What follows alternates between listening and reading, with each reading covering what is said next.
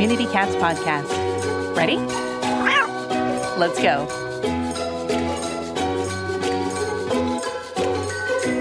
Welcome to the Community Cats podcast. I am your host, Stacy LeBaron. I have been involved helping homeless cats for over 20 years with the Merrimack River Feline Rescue Society. The goal of this podcast is to expose you to amazing people who are improving the lives of cats.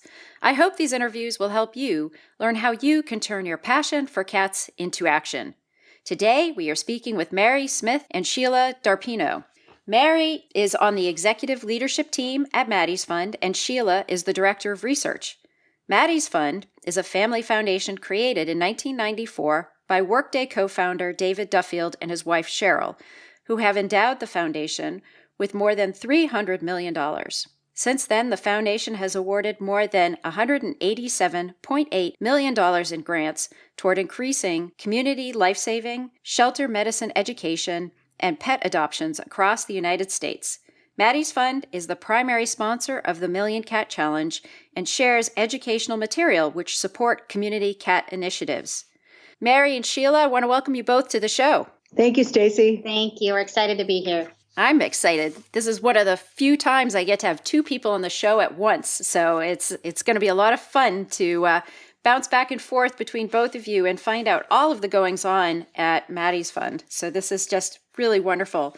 But I first wanted to touch base with Mary and then maybe Sheila and find out how you got started in animal welfare and your interest in community cats. Thanks so much for having us here today.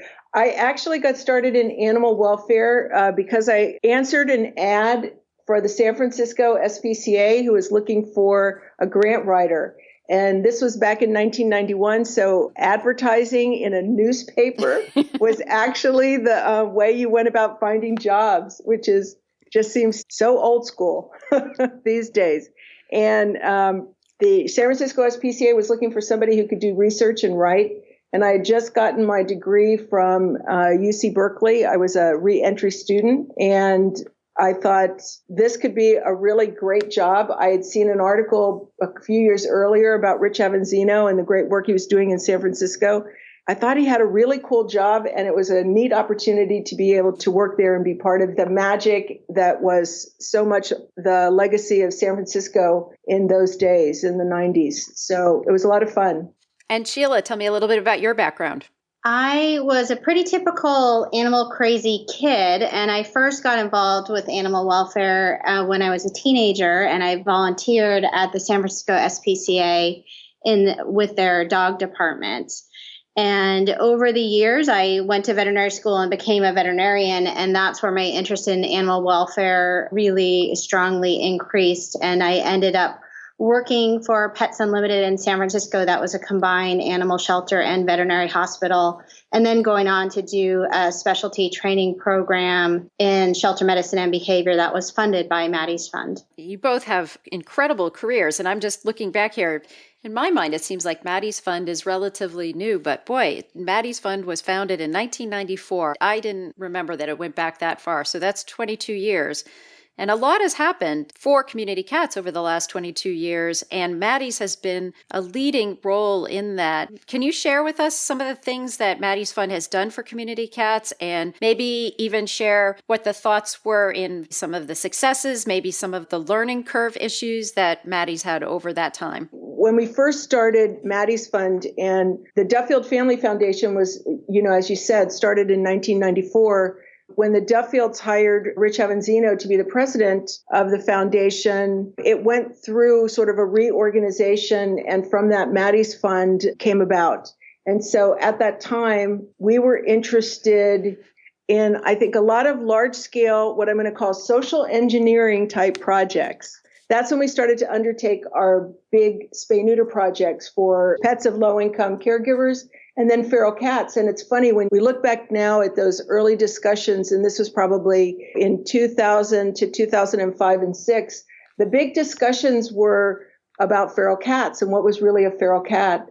And how could you tell a feral cat from what we now know are community cats? So it was a much more limited, I think, discussion. And we did some big projects. We did a statewide project in California. We did one in Alabama. We started one in Texas. We did a lot of surgeries. I mean, hundreds of thousands of surgeries. But at that time, we weren't doing anything about collecting data to be able to determine the impact. So while I think a lot of good was done at that point in time, we never had any mechanism in place to be able to determine long-term impact. And, I think, as you know, from looking back over a lot of the information that we have on our website about Maddie's Fund, we've always been interested and supported data collection and reporting. But at that time, we were very early in our messaging on that. And there's many, many more groups and organizations today that are doing that on a regular basis, not so much back then. Yeah, the data collection grew up with technology to a certain extent. I mean, you were talking about having an ad in the paper for a job in the early 90s. And I would definitely say as we entered into the early 2000s, where technology started to help us and made it easier in some cases to collect data, it became a lot more important with many of the players. And I know some of the smaller groups have said, collecting data is such a hardship. But I do think we're now seeing the results of being able to measure those impacts with the targeted projects. And it's been very helpful to convince others that TNR is the way to go. I think one of the lessons that we learned from the very large-scale spay-neuter projects was that we'd probably see more of an impact if we, in fact, target it in terms of, in some cases, neighborhoods within a community. In some cases, it would be zip codes.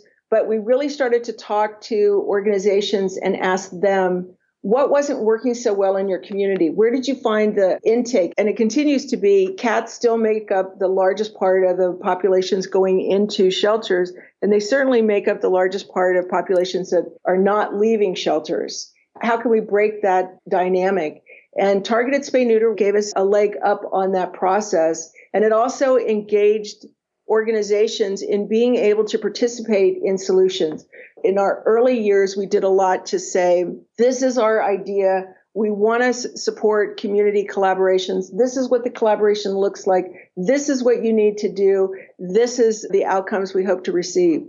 These days, we're much more interested in actually listening to what is going on in communities and having organizations talk to us about what they need and what solutions they think would work. That's fascinating. You're basically turning the tables from sort of saying, here's our how-to book on how to do this, and tell me if I'm putting words into your mouth. But then now you're saying each community is unique and individual and may have different needs, and maybe we can help in filling in those gaps. I think that's spot on, Stacy. And I also think, too, in the early years, we had ideas about what could happen. San Francisco definitely imprinted on us a strong sense of what can happen when you have the community and organizations working together. But a lot of what San Francisco did back then was San Francisco doing it in collaboration with the community. There weren't a lot of rescue groups in San Francisco at that point. It was the San Francisco Animal Care and Control, and it was the San Francisco SPCA. Well, the landscape has changed so much over those 15 to 22 years. And we certainly don't profess to know everything that's going on. And so the value of being able to listen to what our partners are telling us is huge. And now let's take a moment to listen to a few words from our sponsors. Accidental Exiles by Bruce Perry. Jesse McAllister, a young Texan and Iraq war vet, escapes to Europe where he seeks a new direction and to heal his desert wounds. Wandering the streets of Ascona, Switzerland, he meets and falls in love with a beautiful Italian waitress named Sonia Alterelli. Since the horrors of combat he encountered with a boyhood friend, Jesse will have nothing more to do with war. This story is his farewell to arms. Check out Accidental Exiles on Amazon.com today. Community Cats podcast founder Stacy LeBaron doesn't just talk the talk, she walks the walk. Stacy is available to provide customized consulting for your group to help you increase your effectiveness and develop an action plan for improving the lives of cats in your community. Working with you, Stacy will develop a consulting plan that meets your needs, including visioning workshops for your staff, board, or volunteers.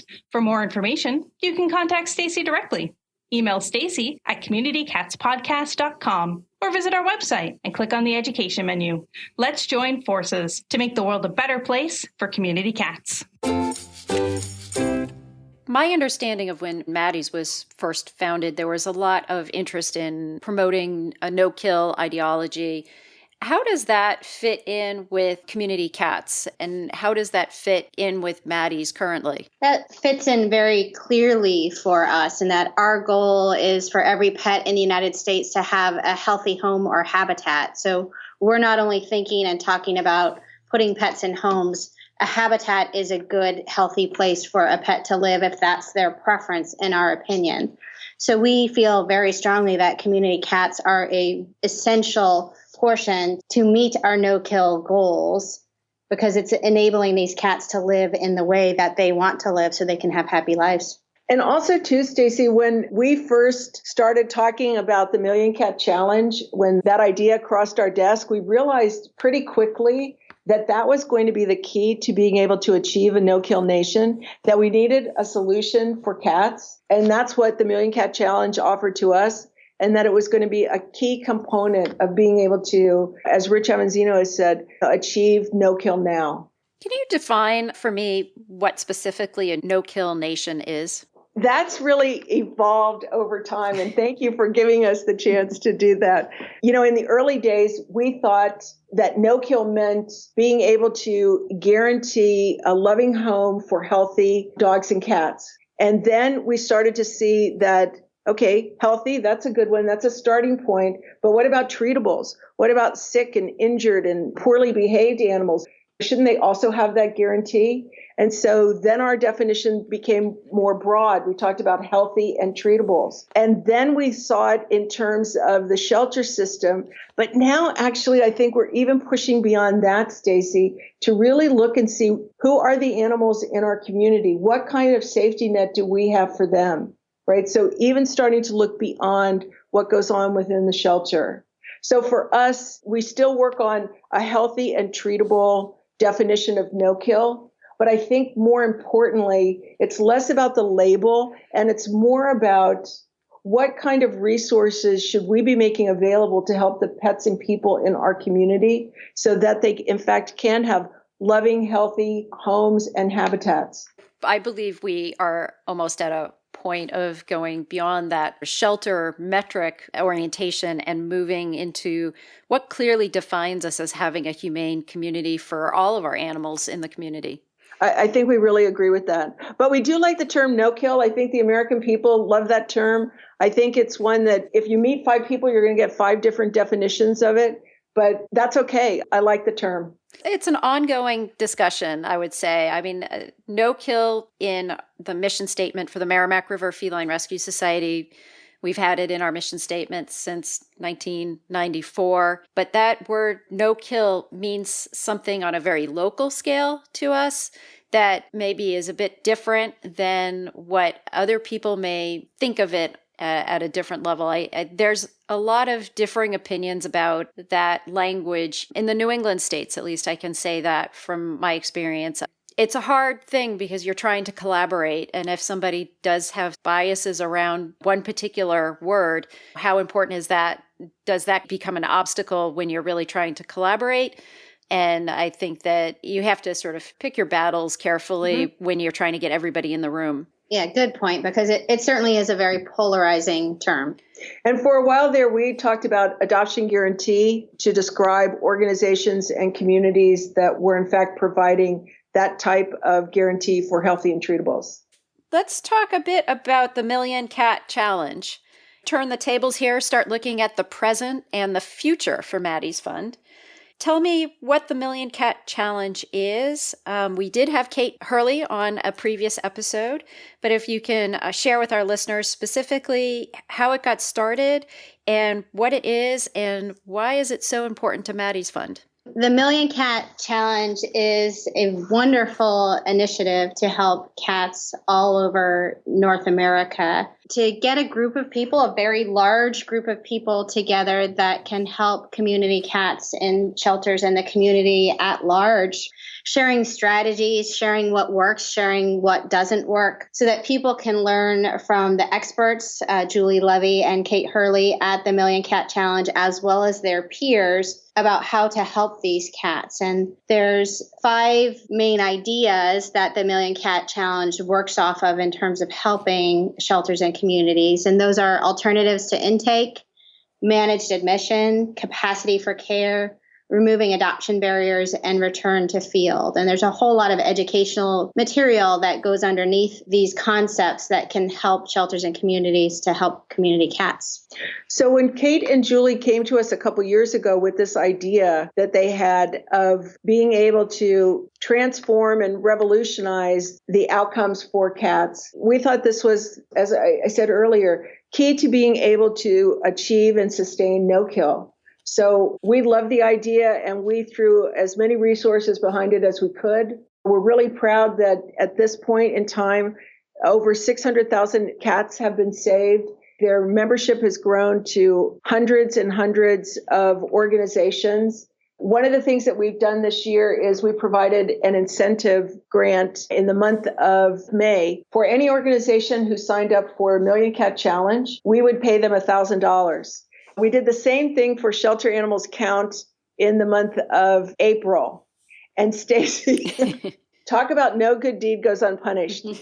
We thought this was a great idea because we wanted people to use Shelter Animals Count to collect and report their data. We have operated for decades without having any kind of national estimates of animals going in and out of shelters.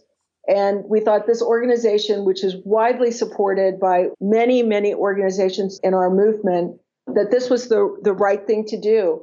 So we offer these two incentive grants. We had no idea what the response was going to be. And between those two grant opportunities, we ended up on July 1 with 3,200 grant requests that needed to be processed. Oh, wow. Now, Maddie's Fund is a pretty small organization. It was one of those times when we realized, wow, we need to put a little bit more thought into our infrastructure when we undertake some of these ideas. But we have a really great team. We brought on some additional help, and they are digging out from under. So anyone who's listening, if you haven't received your $1,000 check for Shelter Animals Count or Million Cat Challenge, don't worry. The check is in the mail. But anyway, it was a great opportunity for us to get organizations excited about collecting and reporting their data, and also about being part of the Million Cat Challenge. And both of those organizations, their memberships just grew exponentially overnight, and we were really glad to do that. Yeah, it's a new twist for Maddie's. I don't remember anything like this happening in the past. And I know that word spread fast around here in New England about the incentive grants and the referrals too. You had an option for referring. If somebody referred an organization, they even got a financial benefit, which was also hugely successful and appreciated. We had such a fun time that we went over and decided to make this a 2-part interview. So tune in tomorrow to find out about Maddie's Fund and what they are doing in the future. Thank you for listening to the Community Cats podcast. I would really appreciate it if you would go to iTunes and leave a review of the show. It will help spread the word to help more community cats.